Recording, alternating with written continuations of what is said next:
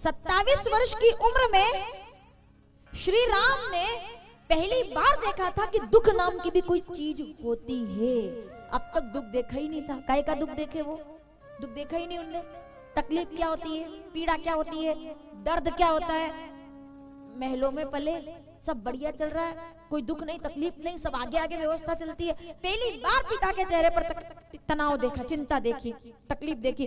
तो राम जी कहते हैं, पिता पिता क्या हुआ तुम्हें, क्यों ऐसे तुम अकुलाए हो, क्या किसी रोग ने घेरा है या कुछ तबीयत घबराई है? मेरे पिता को, माँ पिताजी को क्या हो गया माँ?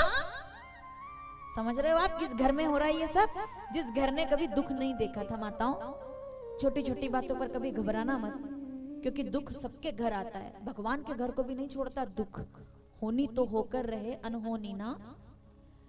तो राम जी आए, दशरथ जी को देखा, देखकर कहते हैं, पिताजी तात क्या हुआ? दुख पहली बार देखा है मैंने, क्या हुआ है आपको? तो दशरथ जी तो मौन है, कुछ बोले नहीं। कैकेयी कहती है, ये तुम्हारी वजह से दुखी है राम, इनके दुख का कारण तुम हो। राम जी ने कहा, माँ, आंखों में आंसू आ गए। ऐसा ना कहो, मेरी वजह से अगर मेरे माता पिता की आंखों में आंसू आ जाए तो मेरा मर जाना अच्छा है। क्या बोल रही हो आप? मैंने क्या किया है? मुझे बताओ तो, मैं किस आग में कूद जाऊं, मैं किस पहाड़ से गिर जाऊं, क्या मैं खुद को खत्म कर लूं? मेरी वजह से मेरे पिता रो रहे हैं, क्या हुआ है? तो कैकेयी संभली और अपने शब्द वापस लेकर कहती है, नहीं नहीं, तुम्हारी वजह से नहीं, तुम्हारे मोह की वजह से दुखी हैं। तुमसे प्रेम बहुत करते हैं, इसलिए मैंने 2 वरदान मांगे तो ये गिर पड़े। क्या मांग लिया माँ ने?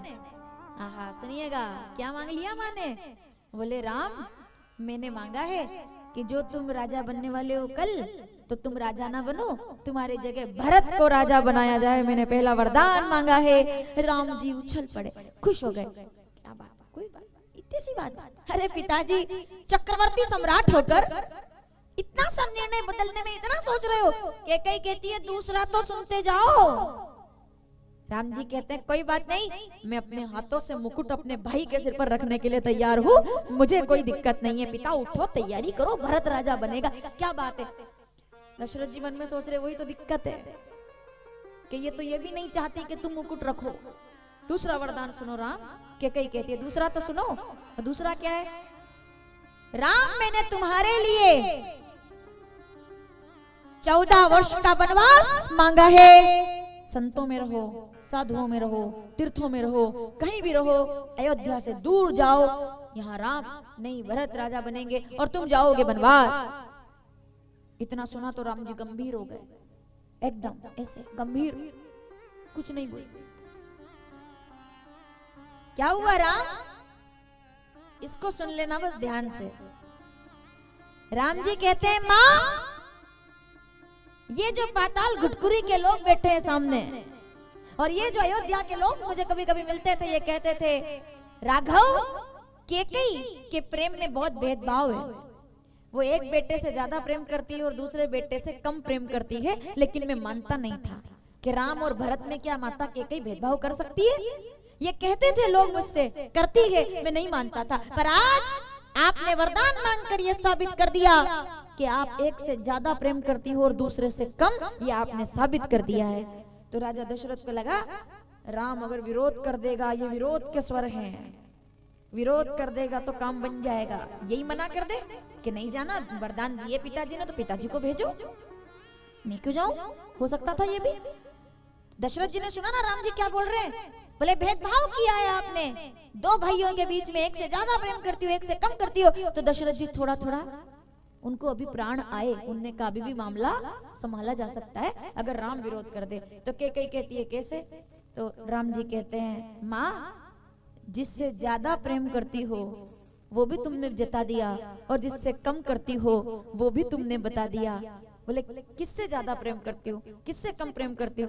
तुमने बड़ा भेदभाव किया है। अरे तुम तो बचपन से ही जानती हो मुझे कि मैं संतों की सेवा करने में सुख मानता हूँ, साधुओं की सेवा करने में सुख मानता हूँ। तो जिससे ज्यादा प्रेम करती हो उसको तो तुमने वनवासी बना दिया, और जिससे कम प्रेम करती हो कांटों से भरा हुआ ताज उसके सिर पर रखवा दिया। तुम क्यों मुझसे इतना प्रेम करती हो कि मेरी जगह भरत को फंसा दिया तुमने? तुम जानती थी ना कि भरत कभी राजा नहीं बनना चाहता। इतना प्रेम करती हो मुझसे कि मुझे बचाने के चक्कर में अपने बेटे को फंसा दिया। समझ में आया आपको राम जी क्या बोल रहे हैं? कि तुम मुझसे ज्यादा प्रेम करती हो और अपने बेटे से कम। अगर ऐसा ना होता तो तुम भरत के लिए राज्य कभी ना मांगती और मेरे लिए वनवास कभी ना मांगती। ऐसे हैं मेरे राम, ये है मेरे राम। मुझसे इतना प्रेम करती हो कि मुझे जंगल भेज रही हो क्योंकि तुम्हें पता है कि मुझे वो पसंद है, संतों की सेवा। लेकिन मेरे भरत का क्या कसूर था? उसे क्यों राजपाट में उलझा दिया? वो तो साधु है, वो सज्जन है, इसलिए तुमने मुझसे बड़ा प्रेम किया है। सोचो जरा, तभी तो अयोध्या के अंदर धूम मची है। चित्र थोड़ी पूजा जा रहा है, चरित्र पूजा जा रहा है, व्यक्तित्व की पूजा हो रही है। कैसा होना चाहिए बेटे को?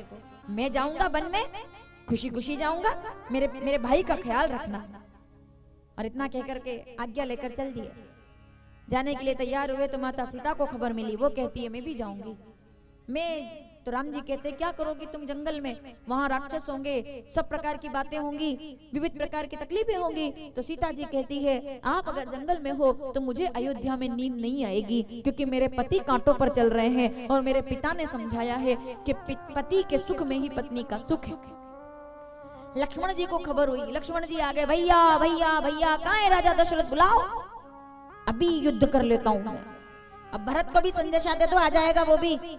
सबको बुला लो, सबको लाओ इधर, अब भी लाओ इधर, इधर लेके आओ, सबको लाओ।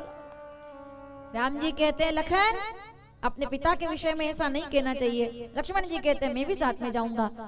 तो राम जी कहते हैं जाओ अपनी माता जी से पूछ कर आओ, अगर सुमित्रा जी कह दे तो तुम जा सकते हो। बड़ा प्यारा प्रसंग है, मैं आपको कुछ छोटे से मैं सुना रही हूँ बस, कि वो जाते हैं लक्ष्मण जी माता सुमित्रा के पास। माता सुमित्रा रंगोली बना रही थी और दासियों से कह रही थी राम राजा बनेगा, राम राजा बनेगा। तो बहुत वो सबसे पहले मेरे कमरे में आएगा राजा बनके, अच्छी रंगोली बनाओ, अच्छी तैयारी करो। लक्ष्मण जी ने देखा तो पांव आगे नहीं बढ़े उस महावीर के। महाबली आज हार गया। माँ बेटा लखन क्या हुआ? तू जल्दी से स्नान कर ले, भोजन कर ले, कुछ खा ले, राम राज्याभिषेक में बहुत देर लगेगी। नहीं माँ, भैया राजा नहीं बन रहे, वन में जा रहे हैं, सीता जी भी जा रही है, माता कैकेयी ने विघ्न किया, मैं भी जाऊं? ये पूछते समय कैसा भाव है? धक धक धक धक की मना ना कर दे। मना कर देंगे तो राम जी नहीं ले जाएंगे। दुख कितना भैया, 14 पल के लिए, 14 सेकंड के लिए मैंने राम जी को अकेला नहीं छोड़ा। वो वन में जा रहे हैं, भाभी माता भी जा रही है, मैं जाऊं?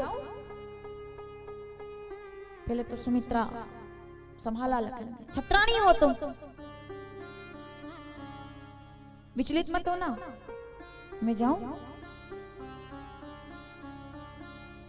जितने लोग पांडाल में बैठे हैं इस एक शब्द को सुन लेना ध्यान से। सुमित्रा का जवाब क्या कहा तुमसे राम ने? बोले राम जी कहते हैं कि माता से पूछ के आओ।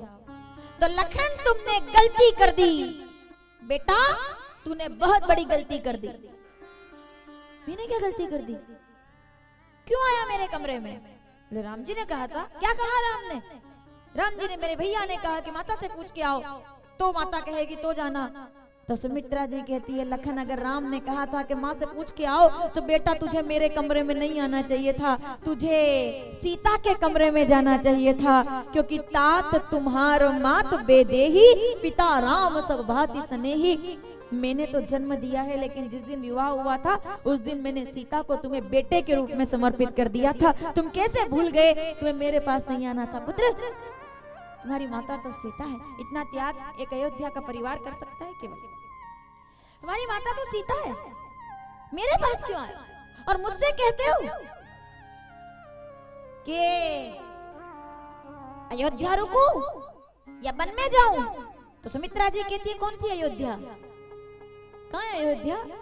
लखन, इस पूरी दुनिया के लिए अयोध्या उत्तर प्रदेश में है। सावधान, सुमित्रा के वचन। लखन, इस पूरी दुनिया में अयोध्या उत्तर प्रदेश में है, लेकिन लखन के लिए जहां राम है वहीं अयोध्या है। जो पे राम सिय बन जाई, बेटा अवध तुम्हार काज कछु नहीं। अगर राम नहीं है ना तो अयोध्या है ही नहीं। मैं तो कहती हूँ कि 500 साल पहले लोगों ने अयोध्या देखी होगी तो देखी होगी, 500 साल से अयोध्या थी नहीं। राम आए तब अयोध्या वापस बनी है। 22 जनवरी 2024 श्री राम प्राण प्रतिष्ठा का दिन नहीं है, अयोध्या की प्राण प्रतिष्ठा का दिन है। जिस दिन राम आए हैं उस दिन अयोध्या बनी है। बिना प्रमाण के नहीं बोल रही हूँ, लिख लीजिए। रामचरितमानस अयोध्या कांड 73वां दोहा दूसरी चौपाई। अवध तहा जहाँ राम निवासु। राम जी अयोध्या में नहीं रहते, जहाँ राम रहते हैं वो स्थान अयोध्या हो जाता है। चाहे वो जंगल हो, वो महल हो, वो अच्छा हो, वो बुरा हो, जहाँ राम है वो अयोध्या है।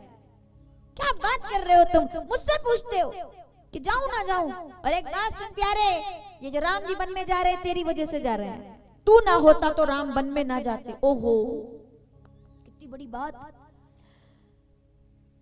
तुम्हारे काज राम बन जाए। पढ़ लेना ये चौपाइयां घर जाकर। तुम्हारे काज, सुमित्रा और लक्ष्मण का संवाद गजब का। तुम्हारे काज राम बन जाई, दूसरा है तू तात का चुनाई। तुम ना होते तो राम जी वन में जाते ही नहीं। लक्ष्मण जी ने तलवार निकालकर अपनी गर्दन पे रख के कहा, तो फिर तो मुझे मर जाना चाहिए। मेरी वजह से जा रहे हैं, मेरी वजह से। ये सब कलंक का कारण मैं हूँ। बोले नहीं, सुन, राम वन में क्यों जा रहे हैं? बोले सही तो बात तो ये है कि राक्षसों को मिटाने के लिए। राक्षसों को क्यों मिटाना है? बोले रावण का वध करने के लिए। रावण का वध क्यों करना चाहते हैं? बोले धरती पर वजन लग रहा है ना, इसीलिए। सुमित्रा जी कहती है सब तो बहाने हैं। धरती को वजन नहीं लग रहा, वजन तो धरती उठाने वाले को लग रहा है। और धरती किसने उठाई है? बोले शेषनाग ने धरती रखी है। शेषनाग कौन है? बोले मैं। राम जी वन में जाएंगे, रावण का वध करेंगे, धरती को नहीं, अरे तेरा वजन हल्का करने के लिए राम वन में जा रहे हैं। इनका कारण तो तू है, तुम्हारे ही काज राम बन जाए। लक्ष्मण जी की आंखों में आंसू आ गए। माँ पैर पकड़ के कहते हैं मैं जाऊं? हाँ बेटा जा। सावधान लखन, जा तो रहा है बेटा, लेकिन ख्याल रखना। आहा क्या बात, ख्याल रखना।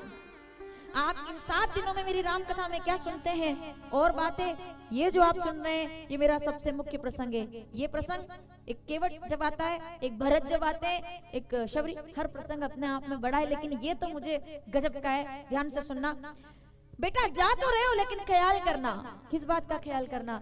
बोले जंगल में 14 वर्षों तक राग मत करना, रोष मत करना, ईर्ष्या मत करना,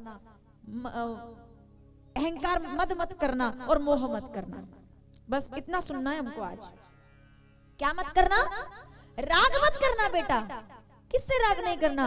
बोले अभी अभी शादी हुई है तुम्हारी और पत्नी के हाथ से मेहंदी भी नहीं उतरी और तुम अपने भाई की सेवा में जा रहे हो, तो जाओ तो पूरे जाना। ऐसा ना हो कि तुम चले जाओ और दिल यहाँ रह जाए उर्मिला के पास। उर्मिला से राग मत रखना, जरूरी है। ऐसा ना हो कि तुम मुड़ मुड़ कर देखो, पलट पलट कर देखो उर्मिला की ओर, ऐसा ना करना। पूरे जाना, पूरी निष्ठा से सेवा करना, तो जाओ। लक्ष्मण जी कहते हैं स्वीकार है। राग उर्मिला से मत करना, सुन रहे हो ना? रोष मत करना बेटा। रोष किससे नहीं करना? बोले दुनिया कितना भी बुरा बोले पर तुम्हारे मुंह से एक भी शब्द कैकेयी माता के खिलाफ नहीं निकलना चाहिए। माँ से कभी भी रोष मत करना, क्रोध मत करना, माँ से निंदा मत करना, कैकेयी की बुराई कभी मत करना। और माता ने जो समझाया लक्ष्मण ने उसका पालन किया, उसका प्रमाण है रामचरितमानस अयोध्या कांड 51 दोहा दूसरी चौपाई। कि वो निषाद कहता है, निषाद ने कहा कि कैकेयी तो बहुत बुरी है, कैकेयी तो बहुत खराब है, कैकेयी ने ऐसा कर दिया, कैकेयी ने वैसा कर दिया। तो लक्ष्मण जी को याद आ गया, माँ ने सिखाया था बुराई नहीं करना। तो वो कान पे हाथ रख के क्या कहते हैं? भैया मेरे को नहीं पता, मेरे से बात मत करो। कहू न कहू सुख दुख कर दाता, कोई अच्छा बुरा नहीं है, निज कृत करम भोग सब रहता। इतना कह के बात ही खत्म कर दी। एक शब्द बोला क्या कि कैकेयी बुरी है? क्यों नहीं बोला? माता ने समझाया है रोष मत करना। तीसरा ईर्ष्या मत करना। ईर्ष्या किससे नहीं करना? मेरा भरत साधु है, आसमान से आग बरस सकती है, पीछे तक बैठे लोग सावधान। बालू रेत से तेल निकल सकता है, धरती में से अंगारे फूट सकते हैं, समुद्र का पानी मीठा हो सकता है, गंगा का जल खारा हो सकता है, धरती इधर से उधर हो सकती है, लेकिन भरत अयोध्या का राज्य पद स्वीकार कर ले ये कभी नहीं होगा। इसका विश्वास रखना, भरत कभी भी राजा नहीं बनेगा। मुझे अपने बेटे पर विश्वास। भरत से बेटा कभी ईर्ष्या मत करना। ये मत सोच लेना कि मैं तो इधर जंगल जंगल भैया के साथ भटक रहा हूँ और वो मेरा भाई गादी पर बैठ के काजू बादाम खा रहा होगा। मत करना बेटा, ईर्ष्या मत कर लेना भरत से। लक्ष्मण जी कहते नहीं करूंगा। सिखाकर भेज रही है ना, आप अपने बच्चे को पिकनिक भेजते हो, स्कूल भेजते हो, समझाते हो ना बेटा ये मत करना, ये मत करना, rule book you have to follow it. इसके बाद तुम जा सकते हो, otherwise you are not going to anywhere. क्यों? तुम नहीं मानोगे, तुम नहीं जा सकते, तुमको फॉलो करना पड़ेगा।